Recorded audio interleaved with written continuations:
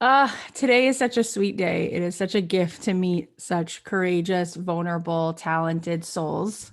So, Brandy, thank you so much for making the time. This is just an unbelievable treat.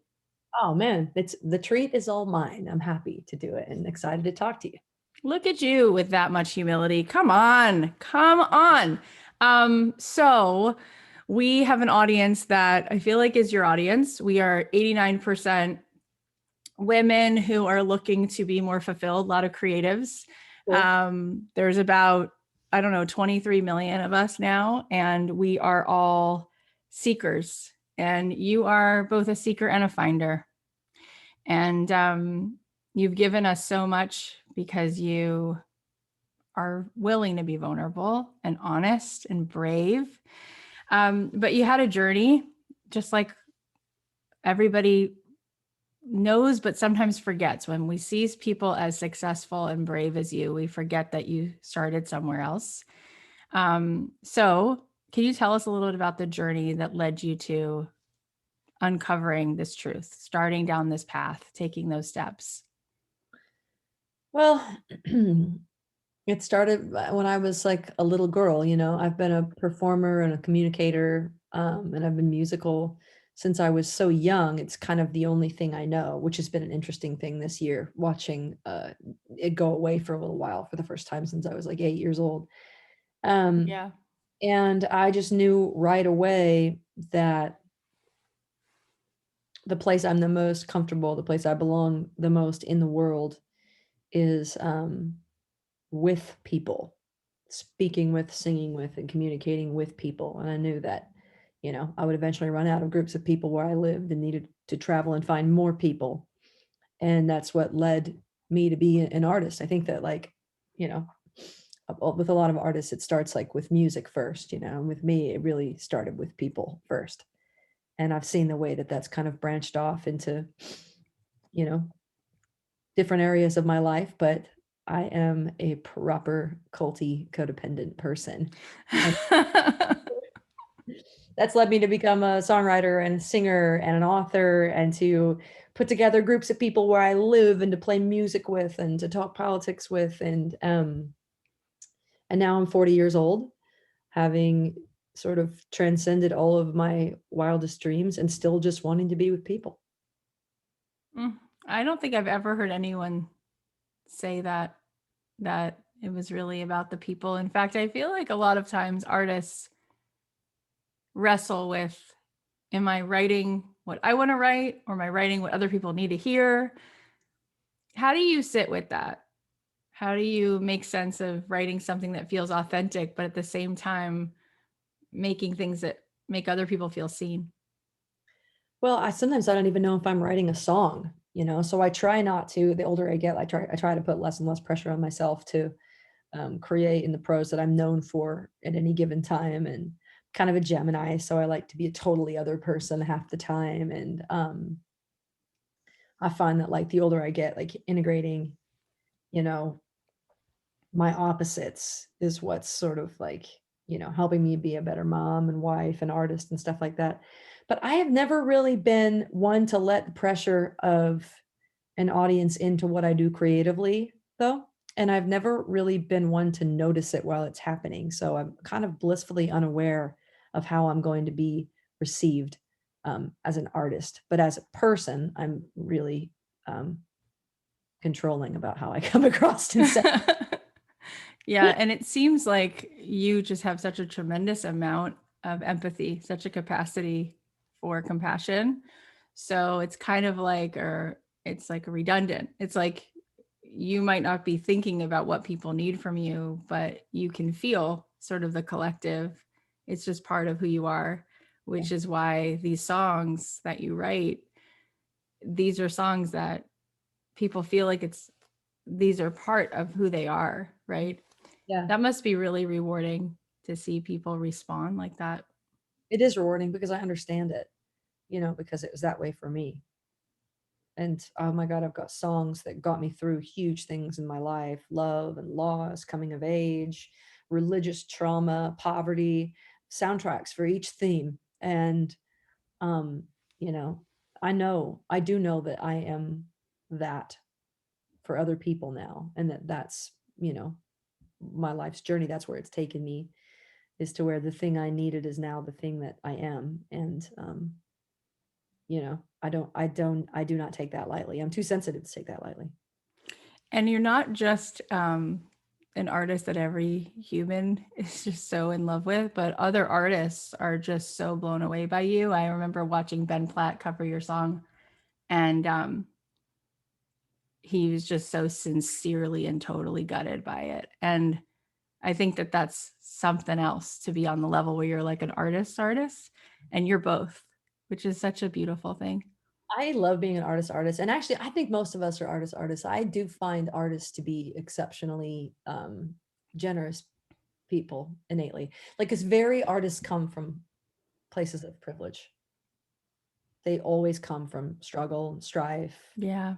and poverty, and to this place. And I think it's actually pretty rare that one of us loses our grip on gratitude Hmm. and becomes overtly competitive. And that's happened. I've run into things like that. But for the most part, I think we see each other, recognize each other, and wonder what we can do to best like support one another. You know, it's a little bit like being queer. You know, it's just something that we recognize innately, like, oh, you're an artist too. You must have come from some shit. Mm-hmm. Yep. I know your address. I know where you're from. I can get you home. So let's talk about becoming an artist, because so many of the people who listen to the show have a thing inside of them that they really want to share, but it feels sometimes totally impossible. Uh, I think it would be cool. I'm sure you've already shared the story thousands and thousands of times, but how you found your way. How did you go from playing your guitar to actually finding this thing called I'm a I'm a famous rock star, is the truth. Like, your kids know, like my mom, she's a famous rock star. Kids don't know. Like, I want them to know, but they or they refuse to care. Um, you know, when people, I would sort of answer that question like sort of in a subtext, like, because a lot of times people ask me about like my advice for younger artists and stuff like that. And I don't really ever realize what I did until I'm giving advice to other younger artists. And then I see Yeah. what I did. I always tell people, like, find a community, don't become disenfranchised, don't become so independent that you find yourself just gazing at your shoes and playing your guitar in your room. Like, find people to play with, even Mm-hmm. people that like um, even people who aren't as good as you, or people that are better than you and make you feel threatened. Just find people, find your people, create a community around you, be a part of a scene. And then, like, nothing has ever changed in this world for better or worse without a community of people not allowing themselves to become disenfranchised and unanimously pushing their um, Yeah. agenda forward. So I always tell young people, find people, find people, find people. That was the tipping point for me, was finding people, finding the twins, finding my team, finding my family, finding my people, creating a congregation, and then moving forward unanimously towards a record deal, towards making an album, Mm-hmm. towards putting together a touring team, and finding a sound person and your band and your techs and your managers, and putting everyone in place, and then creating a show. Like, the tipping point is people. You can't do it yourself. That's so beautiful. I heard someone just yesterday. I'm sure this is something everyone's heard, but I only heard it yesterday, which was, if you want to go fast, you go by yourself, right? You go alone. If you want to go far, you go together. Yeah. I was like, yeah, that's That's good. good. Oh my God, I get to get this a tattoo. That's my name. With you, I feel like ever since I've been aware of you, your star just rises and rises. But I wonder if in those early days you had to have the resilience to push through any kind of rejection. Did you guys have a moment where you had played songs before you signed with Columbia? Was there any kind of dip? Was there any kind of resistance that you had to push through? Yeah, but I didn't feel it at the time. I think most people at this, let's say, so interesting too, because I'm still really in touch with my community, and I still live in the town that I was raised in. And I see people put on free shows in the back of flatbed trucks and grocery store parking lots all the time. And they're having euphoric rock star moments, like Yeah. at the gorge. And I really remember that. I remember major triumphs in winning a karaoke contest, which actually I never did win. I always got runner up. Um, but Stop it. the Oh my God. rejection, the That's rejections hilarious. are just imperative to learning to weather them on the journey, having people walk out, straight up walk out on you while you're singing, not listen to you, talk, vomit on your shoes, dance too hard and whap your microphone into your teeth. All those are little micro rejections, that an artist like absolutely has to weather. And then I think a person's soul like innately knows whether an artist has weathered those things, because you'll sort of see these people sort of rise and fall with a trend or with a song or with a movement. And it happens, like you said, so quickly. But the audience doesn't know why they feel the way they feel when they're listening to a veteran. It's like you could be a young veteran and have come up the hard way, or you can be, my age, or you can be older. But there's like this edge of your seat thing that people feel like anything could happen, but this person's got it. Somehow they've got this handled. It's like it's what I think was the, you know, magic cocktail of the Grammy moment, Oh my God.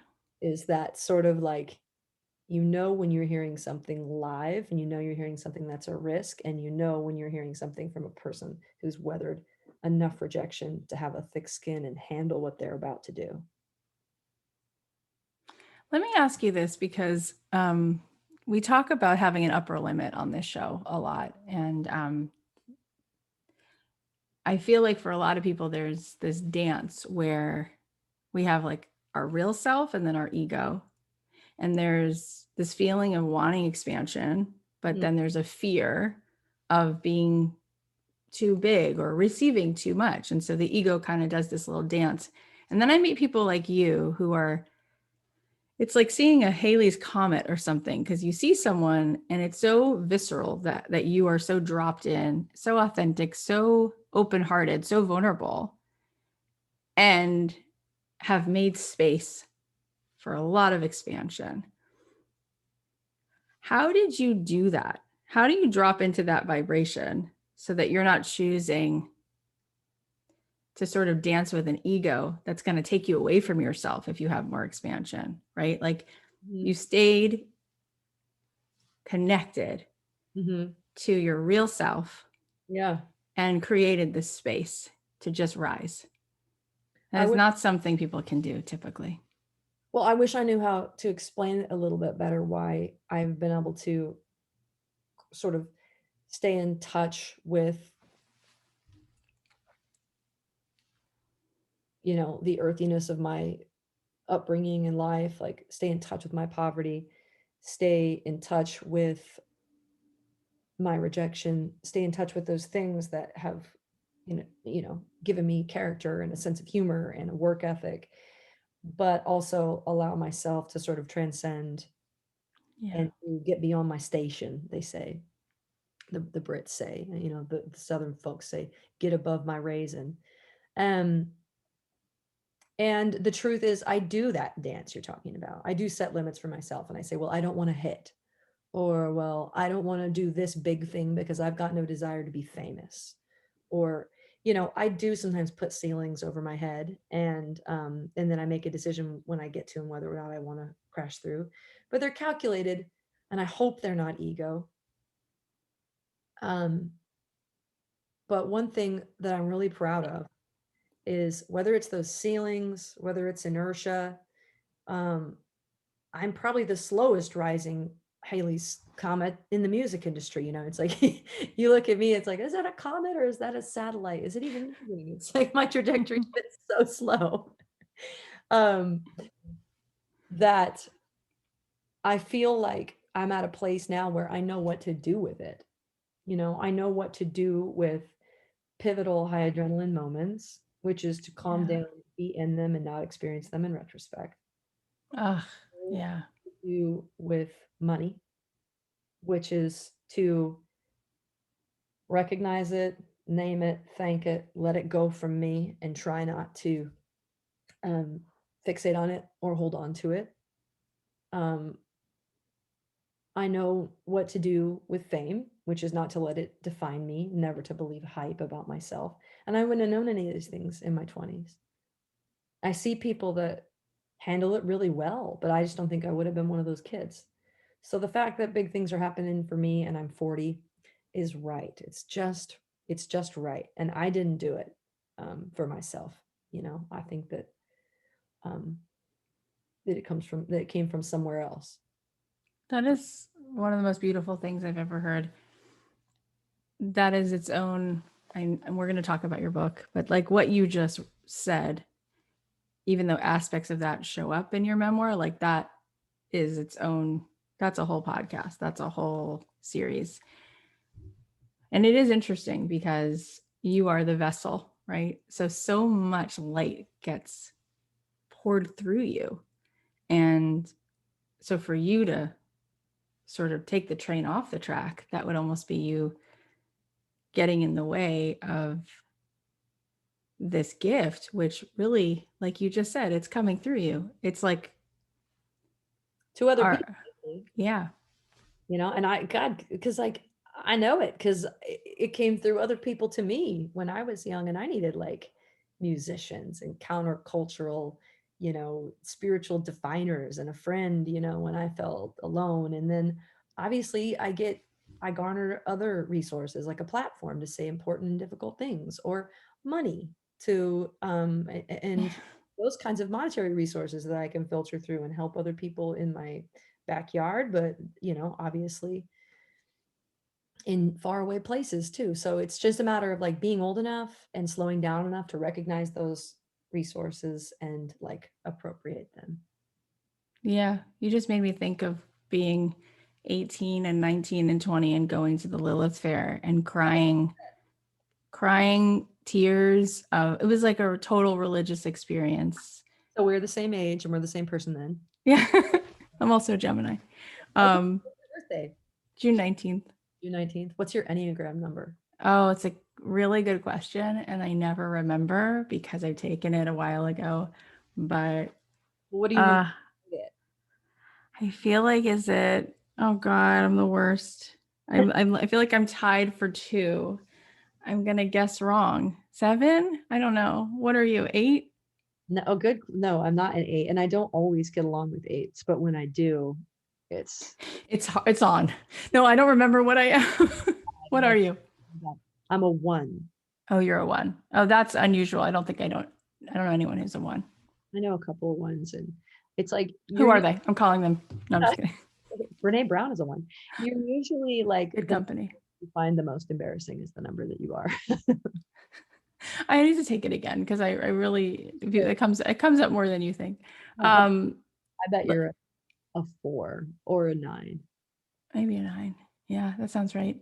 Let's talk about this stunning, gorgeous, generous book that you wrote that has helped people through dark times and good times.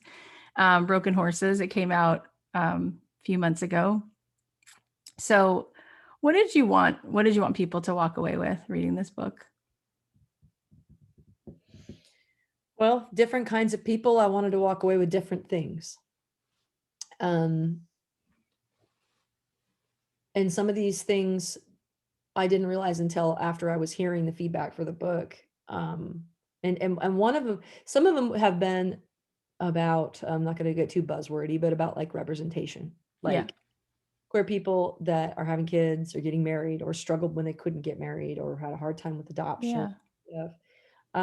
have felt like really seen by the story and the concept of like our parenting journey and the way that it changed the way we related to each other. It changed the way we related to our bodies, these kinds of things that just aren't there yet in the literary world or in pop culture for gay people.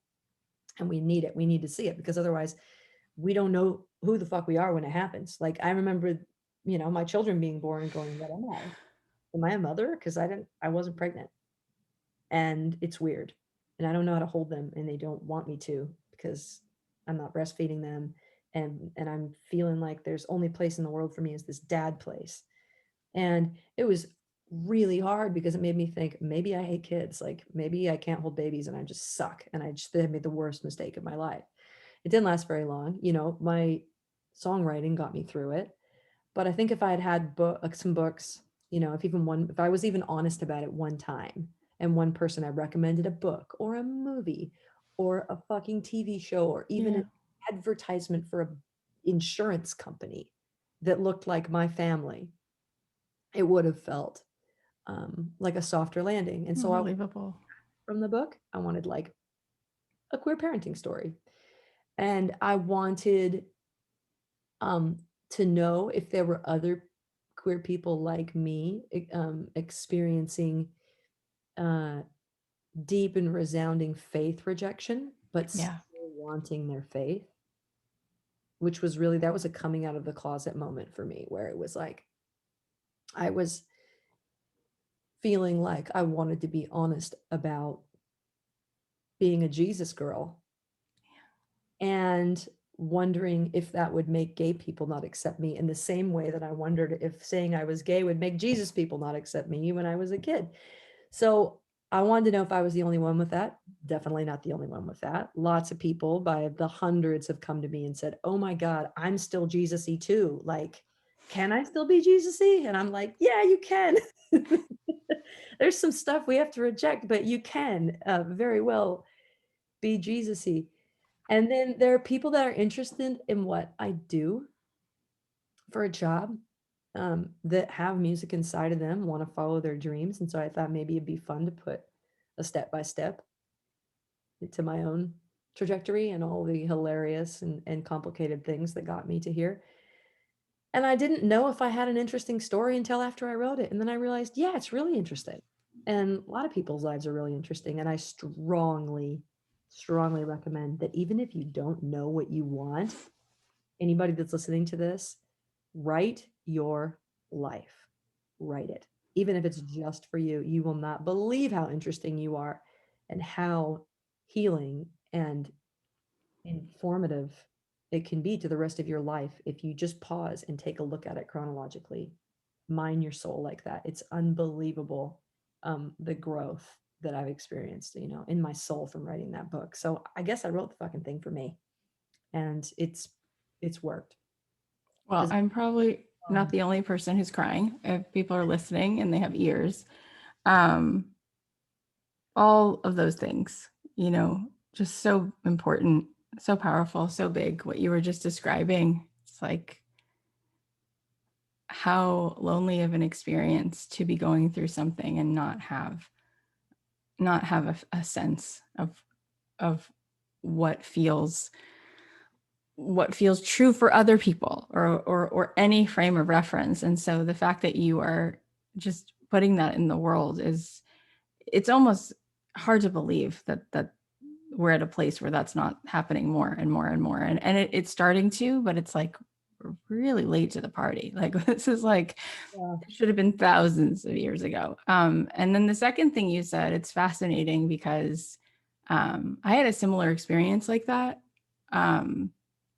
But I feel like that's in our culture. It's so interesting. It's also like just extremely brave. Like talking about God.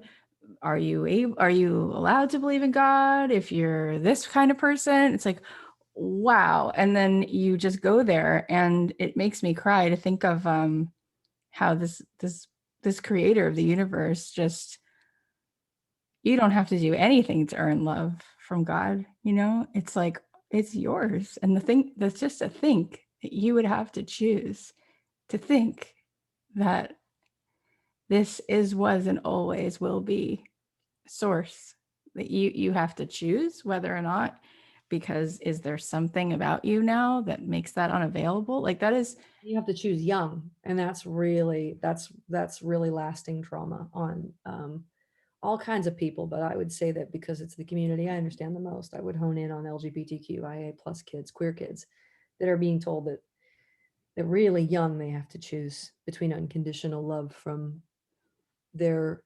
conceptualized or real creator, and that there's an eternal choice to be made, and they're like 11, and it's just, that's the way it is. And I think that you're right, it doesn't have to be that way. it's horrible. Yeah. I I had a period of my life when I was living in Jerusalem and I became like super religious and I started to not I didn't know who I was anymore. I was like losing myself. And I went to see a very, very, very, very holy Kabbalist rabbi. And he said, "What happened to you? Your lights just went out." I said, "Oh, I thought I had to be this way." Yeah. And he's like, "Oh my gosh, no, you don't have to be that way." He said, "If God had a refrigerator, your picture's on God's fridge. And love is not earned. Yeah. If it's love, it's a gift." And I think so many people know love as being earned. And if you're smart enough or pretty enough or thin enough or the way your uncle wants you to be, you get love. And if you're not, you don't get it. And that's not love. By definition, love is a gift. It's just given. And that's such a big part of my life story. And I wasn't willing though to let go of a relationship with God that wasn't going to fly. No, So no, um, I get that. So how long were you living in Jerusalem? What was the situation? 3 years, Yeah. 3 years, yeah. And yeah, and then I found my own way to just do life the way that I do life. And it's not about all the things that people want you to think it is, because again, like you said, it's not a conditional situation here. So it's so beautiful. And this has to stop. I mean, one of the things that comes up on this podcast, and you mentioned Brene Brown, but so many people who've come through here say that, there's a space for grief, there's a space for anger, but shame, that's the most toxic thing. Yeah. Shame. What is that? That's someone else putting something on you. That doesn't come from inside, Yeah. right? And one of those really dangerous things because it doesn't, you don't wear it on the outside, you wear that on the inside. It's the one you don't tell anybody about. And, that's the cancer one, I think. And it's like, it's very prevalent. I saw that, I don't know if you've seen it, but have you seen Pray Away? That sort of doc about conversion therapy? Oh my God. It was so triggering for me to watch that, Of but course. I just thought My it was God. really brilliantly done. And I haven't stopped thinking about it actually. It was so interesting. You should watch it. It's amazing because it just it really highlights like how young and developing, these people are that live in heavily indoctrinated communities are when they, have to make these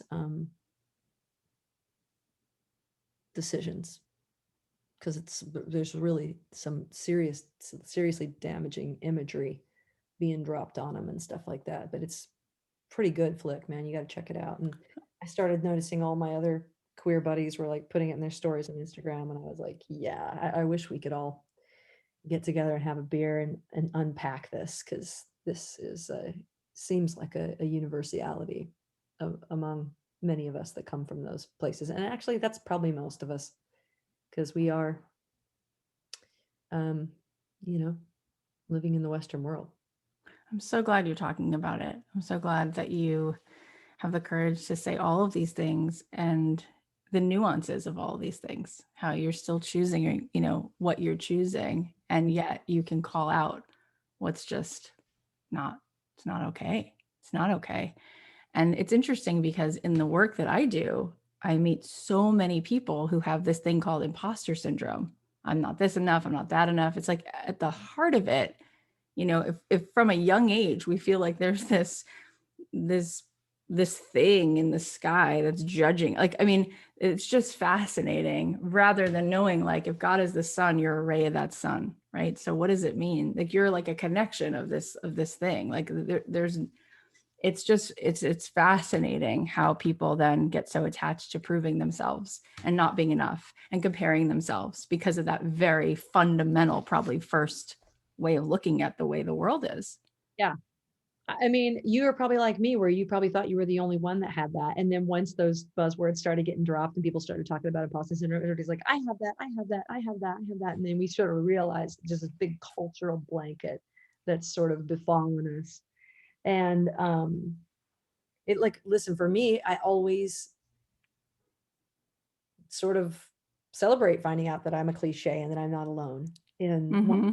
in one of my nuanced deficiencies. And so I have loved to see the culture take that on as a whole to eradicating the concept of imposter syndrome, because I know I suffer from it, and I'm hearing you say that you probably do too. And yeah, you're like, I get All the it. time. Yeah, we all have those moments.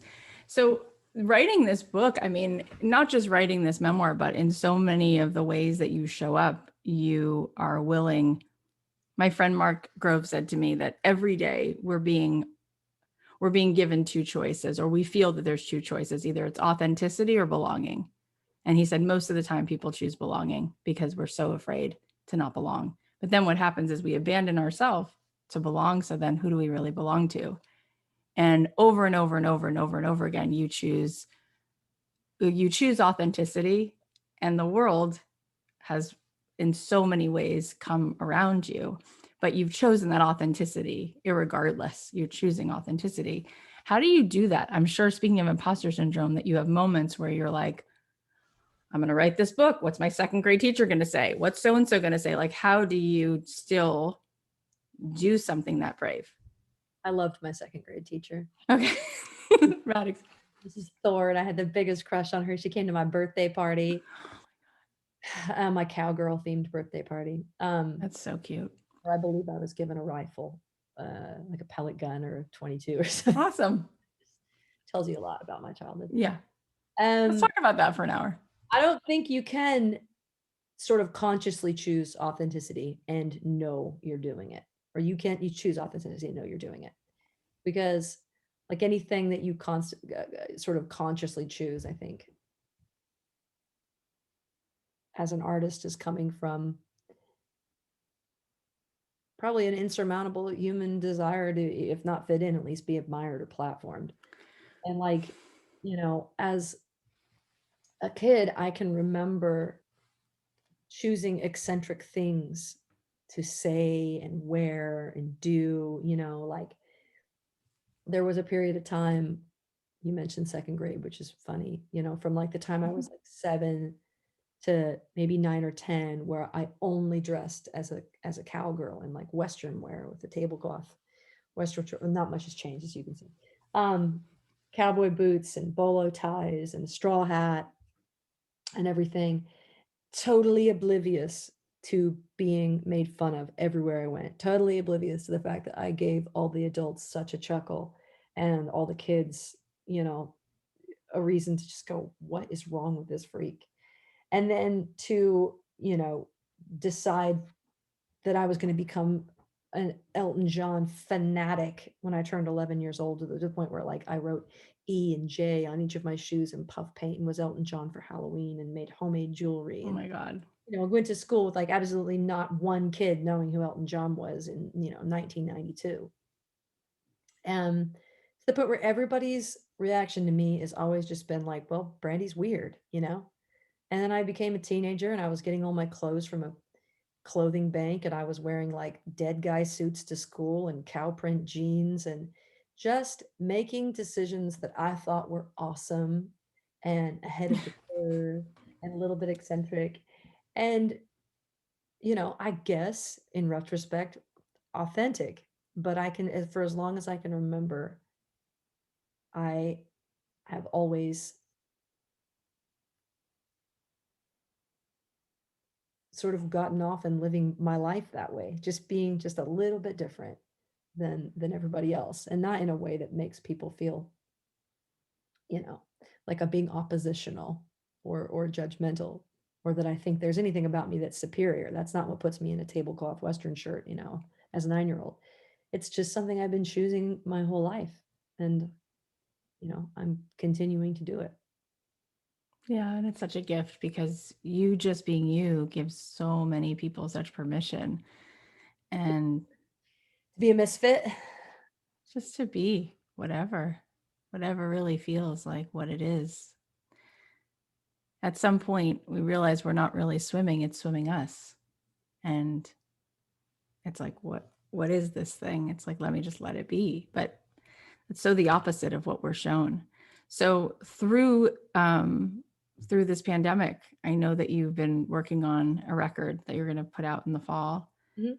How did you even begin to have the space and the bandwidth to write something during such a dark, crazy time? I've got a wicked sense of humor. I see dark humor in everything. And, you know, I I finished that book, and I thought I was gonna have this big celebration where I was gonna, like, not write for a while, and I was gonna get out of my house and get out of this chair and go and do all these other things. Right. And then the song started coming, and I was like, "Well, that's funny, that I'm doing this." But when the songs start coming, it's like you have to channel it, get it done, or they might not stick around for very long. Like to the point where when one of them happens in the middle of the night, like I've got to get out of bed and write it down, or it's like won't be there in the morning. No matter how many times I've convinced myself, just go back to sleep, it'll be there in the morning. It never once has been. So I finished the book. I thought I was going to take a break, but the songs came and they came from the book. Um, Wow. just with a little different, you know, just with some different tendencies, but they came from the book. And so it's a continuation of it. And probably the only time in my life that it'll ever happen. What are you most excited for people to hear? What kind of new message, or what are you saying that maybe you haven't said? It's more about like how I'm seeing it. I think that, when I made By the Way I Forgive You, it was like so cool to be in that space with my friends. With Shooter and Dave were just like agitators in the best possible way, like as an audience. Like they were trying to get me more and more and more dramatic. And they love Bowie and they can see that like I'm trying to channel Freddie Mercury. And they know that I'm just like I have, you know, a flamboyant gay man in my soul, echelons of vocalizing with both hands out to the side. And they know that exists in me, and that for some reason I've never really been able to tap into it in the studio. Although anyone that's seen me live knows I do it in the shows, and I have no control over it. If I'm like in a record store playing for 20 people, or at a sound check, or at Madison Square Garden, I go crazy, and I can't not do it live. But I have a real hard time tapping into that in the studio because of my people thing and there not being an audience. So Shooter and Dave were, I think, hell bent on getting that side of me to come out on By the Way I Forgive You. And they did, and they really started to toward the end. And so By the Way I Forgive You ended with the joke. And it doesn't seem like a person could get more dramatic than that, but I knew that that was actually the beginning of something and not the end of something. Oh my God. So I wanted to facilitate the same situation. You can't go back, but I wanted to start where the last project ended, which was the joke. And I feel like I started with that level of drama and then took it out of the stratosphere on this album. The drama is shameless. That is literally the most exciting thing that you could have ever said, because I was not expecting that. And that just, because that song was heard across the world. And to think that was the beginning, to think that that's a beginning, Beginning of the drama. Like it's that's amazing. in the Silent Days, like Right on Time is just that step above the joke in terms of total shameless display of drama. And the album does it even more. That is the most exciting thing. I was going to ask you, how could I not ask you? I feel like my fans would go crazy if I didn't ask you more about the joke and where you were when you started to hear that coming in. Do you mean the song itself? Yeah, the song, writing the song. There were certain lines from it rattling around in my head while I was making By the Way I Forgive You, because I was experiencing some really intense things. Donald Trump had just been elected president. I can say that now that he's no longer in that place. Um, and Hillary Clinton hadn't, which Yeah. almost more potent to me than the fact that Donald Trump had. Mm-hmm. Mm-hmm. Um, I was immersed in and completely changed by my work with displaced peoples. particularly children, refugees, people living in refugee in Jordan and Iraq, coming from Syria, doing my work with war child and children in conflict. And I was feeling really quite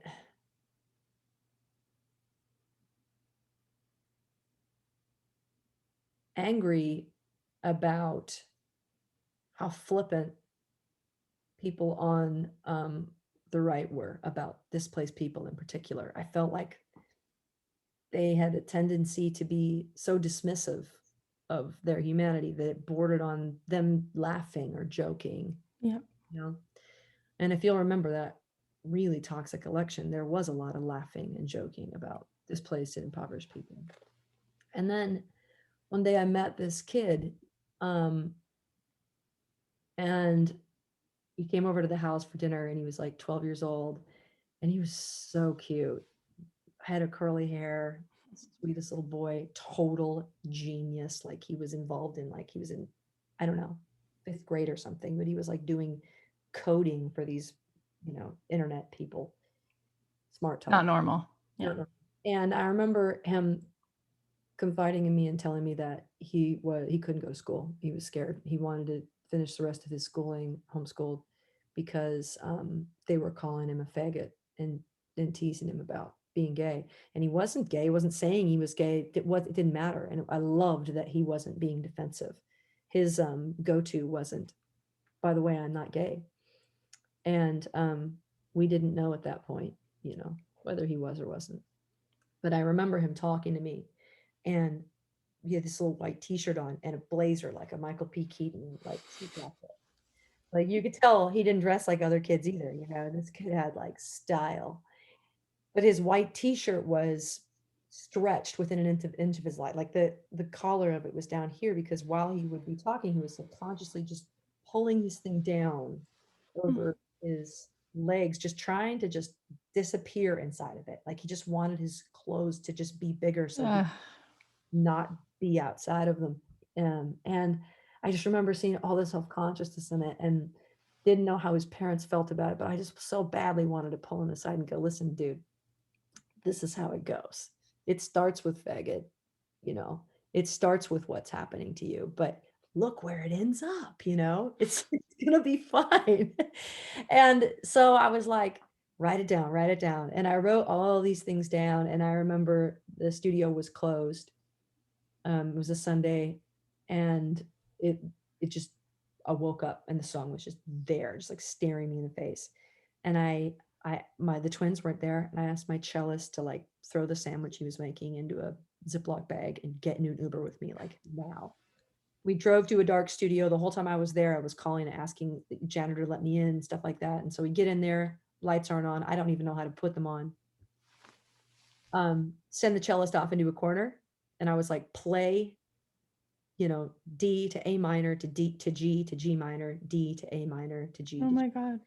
And then I just wrote the song based on those things. And it was so dramatic. And I'll never forget, it's like a voice memo on my phone. It sounds exactly as the song turned out.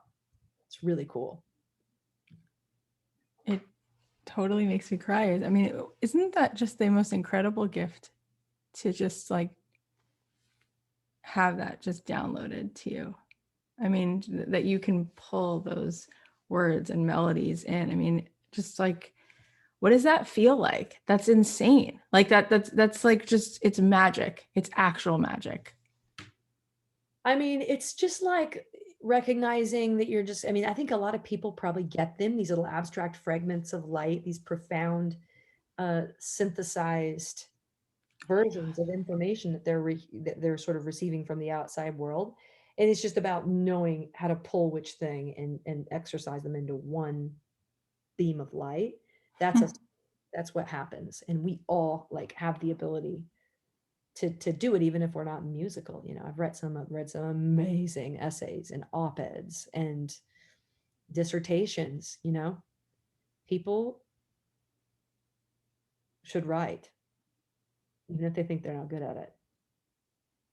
So let me ask you this, because I know how much you care, and we're recording this on August 17th, in the middle of such a dark week. I woke up today and told my producer I wanted so much to look like so good because I get to be with you. And I'm like, I barely slept because I'm like watching the news in Afghanistan the entire night. You know, there are some nights where I sleep fine. Last night was not one of those nights for me.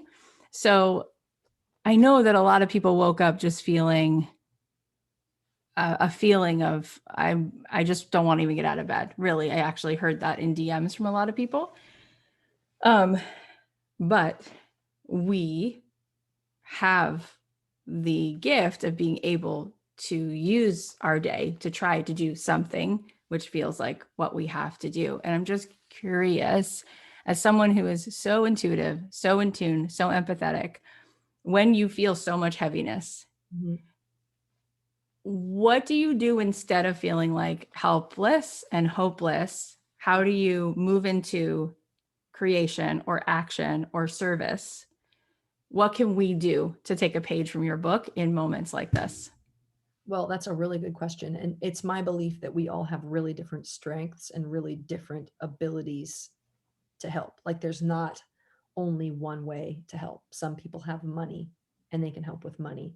Some people have an unbelievable amount of energy and they can volunteer. Some people are empathetic and they can convince other people to listen to the plight of those less Yeah. fortunate.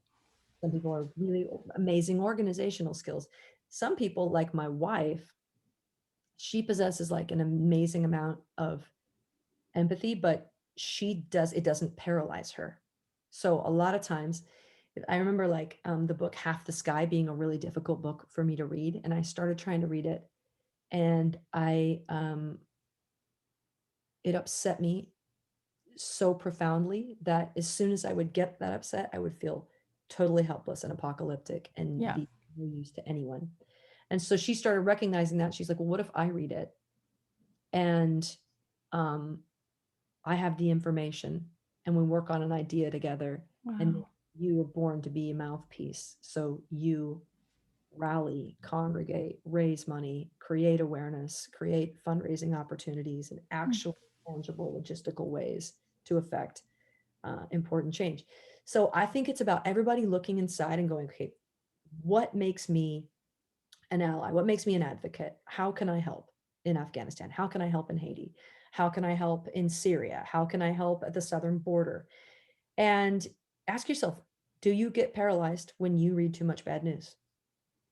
Find another person, ally with people. This is becoming thematic that are stronger than you in that situation and use the things that you are strong around to help in these cases.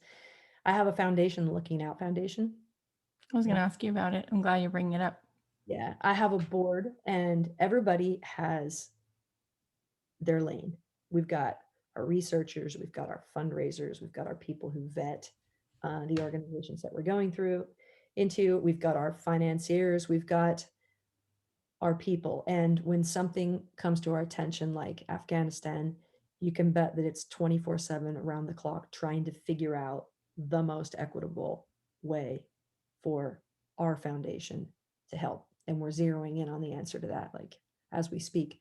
I cannot become paralyzed by empathy anymore. I'm 40 years old. I have to do something about it because none of this um, is luck, and none of the things that have happened to Yeah. me are for me to, Scrooge McDuck my way through a pile of money or um, believe that because I've had a great show or that a lot of people are playing one of my songs that I don't have to pay attention to the hard things that are happening to people around the world. And like you, I am devastated by what's happening in Afghanistan, and I'm stopping short of being crippled by it. Yeah. It feels like we're going back in time 2000 years. Um, I that's mean, so, go ahead. I was just one thing that I feel versed in and that I feel like I can have an impact with is that I understand how to talk about and affect important change around the plight of displaced people. And I think that one of the ways that those of us who are able to navigate this narrative can help is to appeal to the powers that be to accept as many Afghan refugees as possible, as quickly as possible, Yeah. and facilitate and create ways for them to come and into this country, assimilate, make their way through different immigration avenues to Canada and allied countries, and find a way to get the people that want to be out of Afghanistan as quickly as we can, as safely as we can. That Yeah. should be the number one humanitarian priority right now. With everything you've been doing to care, to do, to help, to try, do you feel from your perspective that we are heading in the right direction, or do you feel like we're not?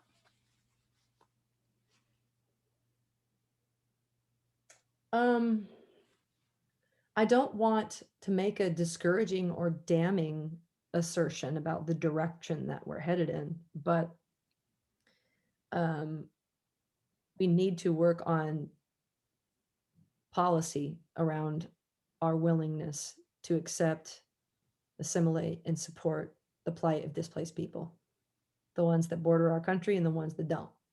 And it comes from a lack of empathy and just total exceptionalism that's been an American narrative for way too long. And we have to start dismantling it.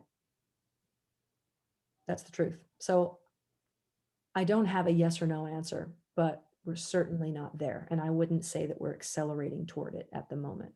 Mm-hmm. Yeah.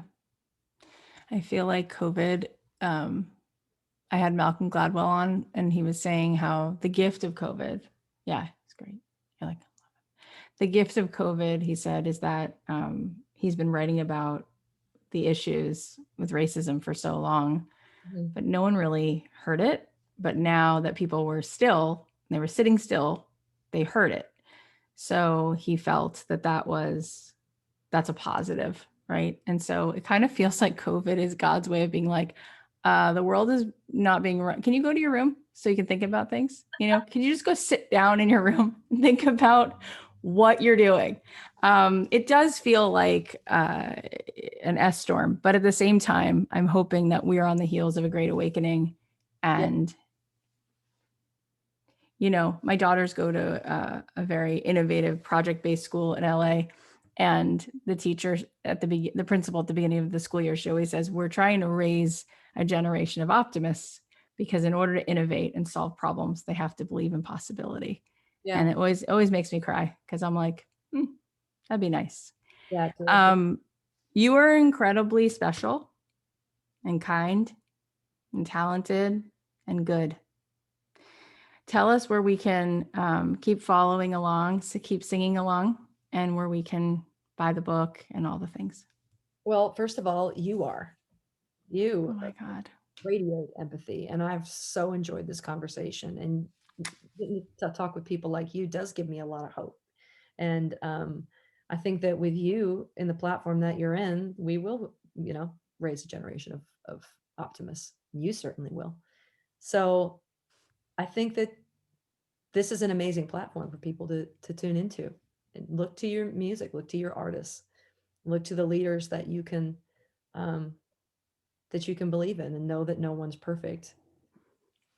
And look to yourself, find out inside yourself, how do I help? What kind of wild animal am I? What are my skill sets? Where was I? What gift was I given? And take it and run with it. Just run with it. That is so beautiful.